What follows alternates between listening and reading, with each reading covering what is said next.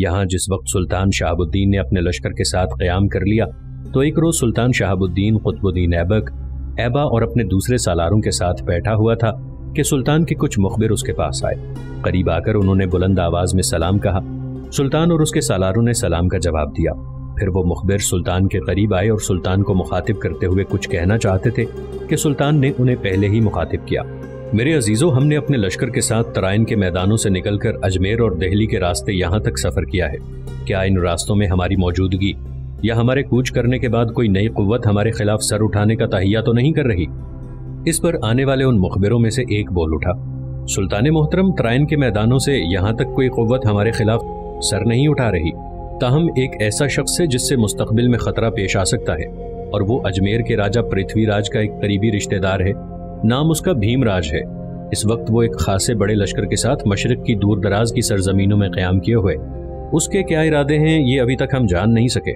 मुखबिर जब खामोश हुआ तो तजस्सुस आमेज अंदाज में उसकी तरफ देखते हुए शहाबुद्दीन कहने लगा, ये शख्स तो नहरवाला का राजा है और एक बार हम उससे टकरा भी चुके हैं। इस पर मुखबिर कहने लगा, सुल्तान मोहतरम, ये दो मुख्तलिफ शख्स हैं। नहरवाला के राजा का नाम भीमदेव है। अजमेर के मरने वाले राजा पृथ्वीराज के उस रिश्तेदार का नाम भीमराज है। तराइन के मैदानों में राजा पृथ्वीराज और दूसरे राजाओं के जो लश्करी अपनी जानें बचाकर और शिकस्त उठाकर भागने में कामयाब हुए, वो इसी भीमराज के पास जमा हो चुके हैं। इस तरह भीमराज न जाने अपने किन इरादों की तकमील के लिए अपनी ताकत और कुव्वत में इजाफा करता चला जा रहा है। यहाँ तक कहने के बाद जब वो मुखबिर खामोश हुआ तब सुल्तान शहाबुद्दीन गौरी ने उन्हें खाना खाकर आराम करने के लिए कहा। उनके जाने के बाद सुल्तान शहाबुद्दीन कुतुबुद्दीन ऐबक की तरफ देखते हुए कह रहा था, ऐबक मेरे बेटे, मैं यहाँ से तुम लोगों से जुदा हो जाऊंगा। लश्कर का बड़ा हिस्सा तुम्हारे पास रहेगा और लश्कर का एक हिस्सा लेकर मैं शिमाली इलाकों से होता हुआ गजनी चला जाऊंगा। मेरे बाद मोहतात और चौकस रहना। इसी कोहराम शहर को अपना मरकज करार देकर फतह किए गए इलाकों पर अपनी गिरफ्त रखना। मेरे बाद अगर किसी भी मौके पर तुम महसूस करो कि अजमेर, दिल्ली या किसी और इलाके के इस हुक्मरान ने जिसने हमारी इताअत और फरमाबरदारी कबूल की है, उसने परपुर्जे निकालने शुरू कर दिए हैं या हमारा मुकाबला करने के लिए कुव्वत जमा करना शुरू कर दी है, तो तुम पहले ही उस पर हमलावर होकर उसे अपना मुती बनाकर उसके सारे इलाके को अपनी सल्तनत में शामिल कर लेना। सुल्तान शहाबुद्दीन जब खामोश हुआ तब कुतुबुद्दीन ऐबक ने उसकी तरफ देखते हुए कहना शुरू किया, सुल्तान मोहतरम, पहले तो मैं आपका इंतहा दर्जे का शुक्रगुजार हूँ कि आप मुझे हिंदुस्तान के मफतू इलाकों का हाकिम मुकर्रर कर रहे हैं। मैं आपको यकीन दिलाता हूँ कि आपकी गैर मौजूदगी में मैं अहसन तरीके से इलाकों की देखभाल करूंगा, लेकिन इस मौके पर मेरी आपसे एक गुजारिश भी है। वो क्या? हैरत से कुतुबुद्दीन ऐबक की तरफ देखते हुए सुल्तान शहाबुद्दीन ने पूछ लिया। कुतुबुद्दीन ऐबक इस मौके पर संजीदा था। एक निगाह उसने अपने करीब बैठे ऐबा पर डाली, फिर सुल्तान की तरफ देखते हुए कहने लगा, सुल्तान मोहतरम, मैं चाहता हूँ कि ऐबा को आप मेरे साथ छोड़ दें, अपने साथ न ले जाएं। यहाँ ये मेरे लिए बेहतरीन दस्तेराज साबित हो सकता है। सुल्तान मोहतरम, मैं और ऐबा ने गुज़श्ता शब अलहदगी में बैठकर एक इरादा किया था और हम दोनों इसे अमली जामा पहनाना चाहते हैं। सुल्तान शहाबुद्दीन के चेहरे पर मुस्कुराहट नमूदार हुई। फिर उसने पूछ लिया, कैसा इरादा? कुतुबुद्दीन एक बार फिर गहरी निगाह अपने पहलू में बैठे ऐबा पर डालकर कहने लगा, सुल्तान मोहतरम, हमने इरादा किया है कि इससे पहले एक बार नहरवाला के राजा रामदेव के मुकाबले में हमें पसपा होना पड़ा था, लेकिन मैं और ऐबा ये तहैया किए हुए हैं कि हम उससे अपनी इस पसपाई का इंतकाम जरूर लेंगे।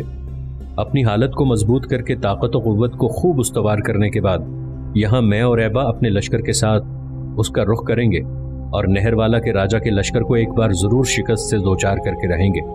कुतुबुद्दीन ऐबक जब खामोश हुआ तो इस मौके पर सुल्तान शहाबुद्दीन की तरफ देखते हुए ऐबा फौरन बोल उठा, सुल्तान मोहतरम, हम हर सूरत में नहरवाला के राजा से अपनी पसपाई का इंतकाम लेना चाहते हैं। मैं भी इस मौके पर आपसे गुजारिश करूंगा कि मुझे यहीं कुतुबुद्दीन के साथ रहने दीजिए। वैसे मेरे मुतालिक आप जो भी हुक्म सादिर करेंगे इस पर कारबंद रहने का मैं पाबंद हूँ। सुल्तान शहाबुद्दीन थोड़ी देर तक मुस्कुराते हुए ऐबा की तरफ देखता रहा, फिर कुतुबुद्दीन ऐबक को मुखातिब करके कहने लगा, ऐबक मेरे बेटे, मैं एक शर्त पर ऐबा को तुम्हारे पास छोड़कर जाने के लिए तैयार हूँ।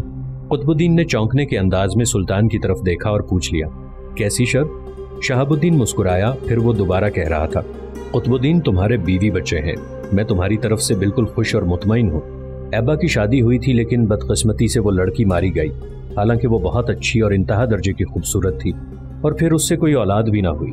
मैं चाहता हूँ कि मेरी गैर मौजूदगी में किसी अच्छी जगह ऐबा की शादी करने का एहतमाम करना। और अगर सुल्तान शहाबुद्दीन गौरी यहीं तक कहने पाया था कि मुस्कुराते हुए कुतुबुद्दीन ऐबक बोल पड़ा, सुल्तान मोहतरम, मैं आपका मतलब समझ चुका हूँ। आपके बाद मैं कोशिश करूंगा कि ऐबा के चाहने या ना चाहने के बावजूद एक बार इसकी और राजकुमारी कुमार देवी की मुलाकात कराऊं। इसके बाद मैं देखूंगा कि ऐबा उसके खिलाफ और वो ऐबा के खिलाफ कैसे रद्द अमल का इजहार करती है। बहरहाल ऐबा से मुतालिक आप मुतमईन रहें, मैं इसके लिए इसकी मर्जी और ख्वाहिश के मुताबिक इसकी जिंदगी का साथी चुनूंगा। कुतुबुद्दीन ऐबक जब खामोश हुआ तब मुस्कुराते हुए सुल्तान कहने लगा, ऐबक, तुम्हें इस मामले में परेशान और फिक्रमंद होने की जरूरत नहीं है। ऐबा को मैं साथ नहीं ले जाऊंगा, यही तुम्हारे पास हिंदुस्तान में रहेगा। मुझे उम्मीद है कि इन इलाकों में अपनी हुकूमत को मजबूत और मुस्तहकम करने में ऐबा यकीनन तुम्हारा दस्तेराज साबित होगा। इस मौके पर मैं तुम्हें एक नसीहत भी करूंगा। जैसा कि आने वाले मुखबिर हमें एक खतरे से आगाह कर चुके हैं, जिस भीमराज का इन्होंने जिक्र किया है, मेरे बाद उस पर कड़ी निगाह रखना। अगर वो अपनी अस्करी ताकत में इजाफा कर रहा है तो मेरे यहाँ से रवाना होने के बाद उसकी तरफ अपने मुखबिर भेजना, ताकि वो तुम दोनों को उसकी नक्लो हरकत और ताकत से मुताल्लिक आगाह करते रहें। और अगर किसी भी मौके पर तुम उससे ज्यादा खतरा महसूस करो तो फिर उसे माफ न करना, उस पर हमलावर होना और हर सूरत में उसे ज़ेर करके रखना। यहाँ तक कहने के बाद सुल्तान शहाबुद्दीन दम लेने के लिए रुका, कुछ सोचा, फिर कुतुबुद्दीन ऐबक और ऐबा दोनों की तरफ देखते हुए वो कह रहा था, ये जो तुम दोनों नहरवाला पर हमलावर होने का इरादा रखते हो तो वहां भी अपनी मुकम्मल तैयारियों के साथ निकलना, इसलिए कि मेरे जाने के बाद तुम्हारे लश्कर की तादाद कम रह जाएगी। लिहाजा यहाँ क़याम के दौरान न सिर्फ अपने लश्कर की तादाद बढ़ाना बल्कि इसकी आला तरबियत और तंजीम का काम भी सरअंजाम देना। यहाँ तक कहते कहते सुल्तान शहाबुद्दीन रुक गया, खामोश हो गया, इसलिए कि ऐन उसी लम्हे एक लश्करी आया और उसने खाना तैयार होने की इत्तला दी। सुल्तान अपनी जगह पर उठ खड़ा हुआ और उसकी तरफ देखते हुए बाकी सारे सालार भी उठकर सुल्तान के साथ हो लिए थे। सुल्तान ने वो रात वहीं बसर की। अगले रोज सुल्तान अपने हिस्से के लश्कर के साथ कोहरम शहर से निकला। शिमाल का उसने रुख किया और शिमाल के इलाकों को वो दोपहर के वक्त वो पार करता हुआ मगरिब की तरफ बढ़ता चला गया, यहाँ तक कि वो गजनी जा पहुंचा था। दोपहर के वक्त करण कुमारी रसोई में कुमार देवी के साथ बैठी खाने के बर्तन चुन रही थी। शायद वो अपने माँ बाप के लिए दरिया की तरफ खाना ले जाना चाहती थी। खाना बांधने के बाद वो बड़े गौर और इन्हिमाक से राजकुमारी कुमार देवी की तरफ देखकर कहने लगी। कुमार देवी उसके इस अंदाज को देखते हुए मुस्कुराई, फिर बड़े प्यार से उसे कहा, करण कुमारी मेरी बहन, तुम आज मेरी तरफ ऐसे गौर से क्यों देख रही हो, जैसे मुझे पहले कभी देखा ही नहीं और मैं वो अजनबी हूँ कि अचानक तुम्हारे सामने आ गई हूँ। राजकुमारी कुमार देवी के इन अल्फाज पर करण कुमारी कुछ देर सोचती रही, फिर कहने लगी, मेरी बहन, मैं तुमसे एक सवाल करना चाहती हूँ। गुज़श्ता कई रोज से ये सोचकर वो सवाल तुमसे करूं हिम्मत नहीं हो पाती। खौफ था कि तुम नाराज हो जाओ, फिर तुम्हारी नाराजगी की वजह से मैं खामोश ही रही। आज फिर मैंने इरादा किया कि तुमसे पूछ ही लूं, लेकिन फिर मेरी हिम्मत जवाब दे गई। राजकुमारी कुमार देवी ने करण कुमारी के गाल पर प्यार भरी चपत लगाई, फिर कहने लगी, तुम कैसा भी सवाल करोगी मैं बुरा नहीं मानूंगी। पूछो तुम क्या पूछना चाहती हो। तुम्हें मुझसे खौफजदा होने की क्या जरूरत है? क्या मैं तुम पर कोई हमला कर रही हूँ? पूछो, मैं तुमसे वादा करती हूँ, अगर वो सवाल मेरी जात से मुतालिक हुआ और मेरे लिए कितना भी तकलीफ दे हुआ, मैं बुरा नहीं मानूंगी। करण कुमारी को कुछ हौसला हुआ, दोबारा कुमार देवी की तरफ देखते हुए कहने लगी, मेरी बहन, ये भी वादा करो कि इस सवाल का जवाब सच्चाई पर रहते हुए दोगी। हाँ, वादा करती हूँ, जो कुछ तुम पूछोगी बिल्कुल सच्चाई पर रहते हुए उसका जवाब दूंगी, मुस्कुराते हुए कुमार देवी ने कह दिया। इस पर करण कुमारी ने पहले गला साफ किया, फिर धीमे से लहजे में कुमार देवी की तरफ देखते हुए वो कहने लगी, मेरी बहन, अगर तुम बुरा ना मानो तो मैं ये जानना चाहती हूँ कि तुम अब ऐबा से नफरत करती हो या मोहब्बत। करण कुमारी के इस सवाल पर कुमार देवी की हालत यकसर बदल कर रह गई थी।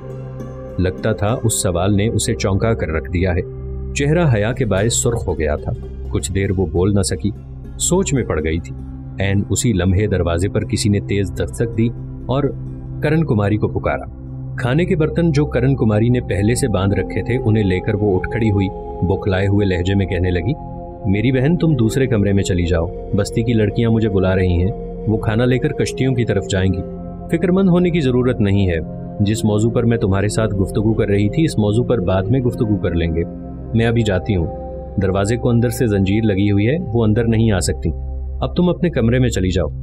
इसके साथ ही खाने के बर्तन उठाकर करण कुमारी रसोई से निकली, जबकि उसके साथ ही निकलते हुए कुमार देवी पिछले कमरे की तरफ चली गई। अब करण कुमारी के एक हाथ में खाने के बर्तन थे, दूसरे से दरवाजे की जंजीर उसने खोली। बाहर बहुत सी लड़कियां खाने के बर्तन लिए खड़ी थीं। करण कुमारी ने दरवाजा बंद करके उसे बाहर से कुफ्ल लगा दिया और वो उन लड़कियों के साथ दरियाए सरस्वती की तरफ बोली। सुल्तान शहाबुद्दीन गौरी के गजनी की तरफ चले जाने के बाद कहराम शहर में कुतुबुद्दीन ऐबक और ऐबा दूसरे सालारों के साथ मिलकर نہ صرف اپنے لشکر میں نئی بھرتی کرتے ہوئے لشکر کی تعداد اور قوت میں اضافہ کرتے رہے، بلکہ لشکر کی انہوں نے نئے سرے سے بہترین تنظیم اور تربیت کا کام بھی سر انجام دینا شروع کر دیا تھا۔ اسی دوران ان کے مخبروں نے اطلاع دی کہ کم از کم 3 جگہوں کے حالات مسلمانوں کے خلاف ہونے کا اندیشہ تھا۔ ان 3 میں سے ایک دہلی، دوسرا میرٹھ اور تیسرا کول شہر تھا۔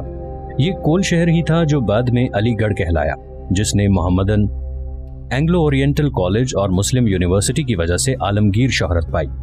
بہرحال اپنے مخبروں سے اطلاع پانے کے بعد قطب الدین ایبک ایبا کے ساتھ کہرام شہر سے اپنے لشکر کو لے کر نکلا۔ پہلے دونوں نے میرٹھ کا رخ کیا، بڑی آسانی سے میرٹھ کو فتح کر کے اپنی سلطنت میں شامل کر لیا۔ اب انہوں نے اپنے لشکر کے ساتھ دہلی شہر کا رخ کیا تھا۔ دہلی میں اس وقت مرنے والے راجہ گوبند رائے کے لواحقین حکومت کر رہے تھے۔ ان کے اندر بھی چونکہ باہمی چپقلش جاری ہو چکی تھی، لہٰذا قطب الدین ایبک اور ایبا دہلی پر حملہ آور ہوئے، دہلی کو بھی فتح کر کے اپنی سلطنت میں شامل کر لیا۔ دہلی کو فتح کرنے کے بعد قطب الدین ایبک نے کہرام کی بجائے دہلی کو اپنا مرکز حکومت قرار دیا۔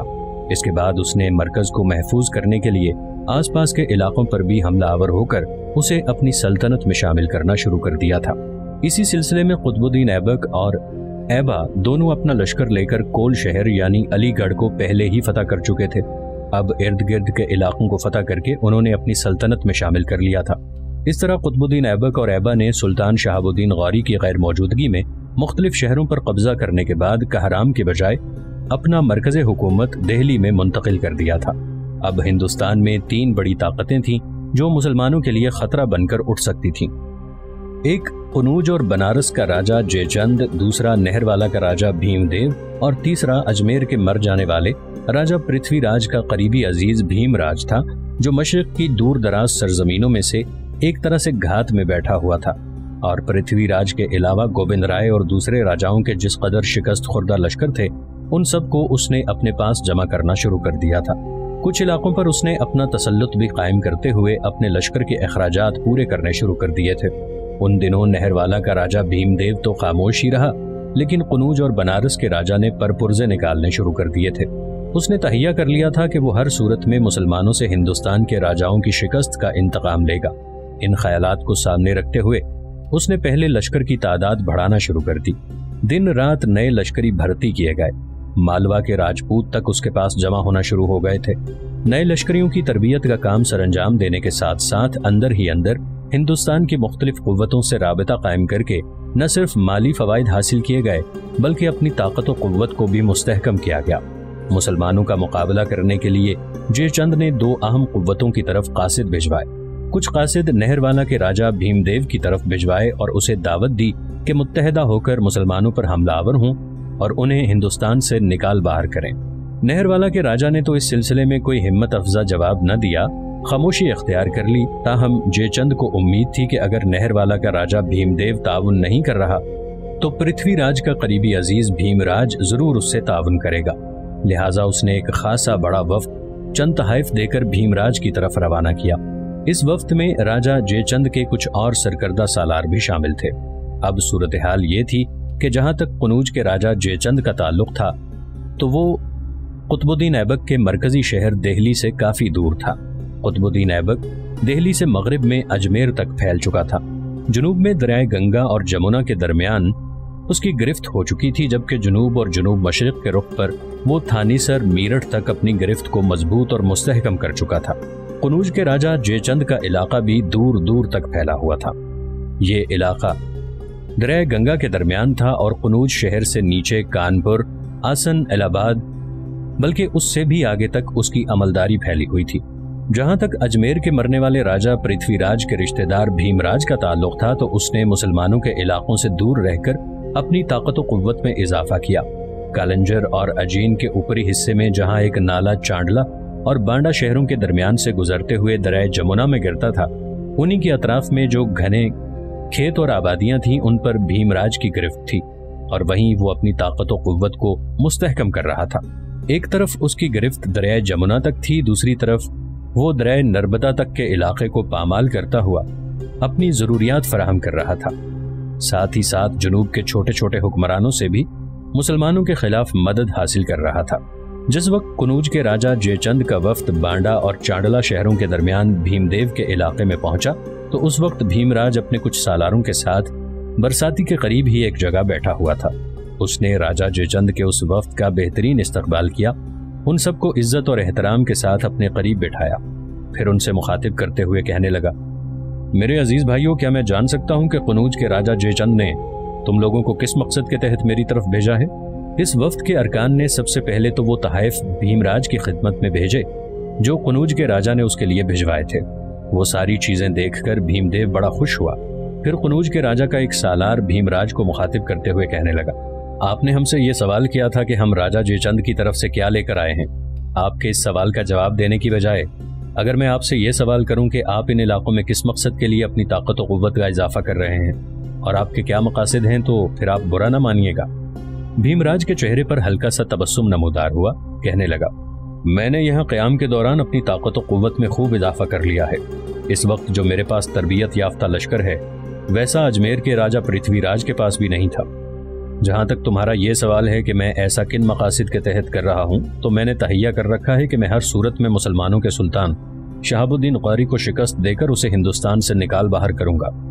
मैंने चांडला के मंदिर में जाकर सौगंध भी खाई थी कि अगर कभी मुझे मुसलमानों के सुल्तान के खिलाफ कामयाबी हासिल हुई तो मैं मुसलमानों के इस हुक्मरान का सर अपने हाथों से काटूंगा। यहाँ तक कहने के बाद भीमराज रुका। फिर इंतहाई दुख भरे अंदाज में वो कह रहा था, हमारी सबसे बड़ी बदकिस्मती यह है कि हिंदुस्तान के सारे राजा एक थे और उनकी तादाद 100 से भी कहीं ज्यादा थी और उनके मुकाबले में मुसलमानों का सुल्तान अकेला था और वो अपने मरकज से भी दूर था।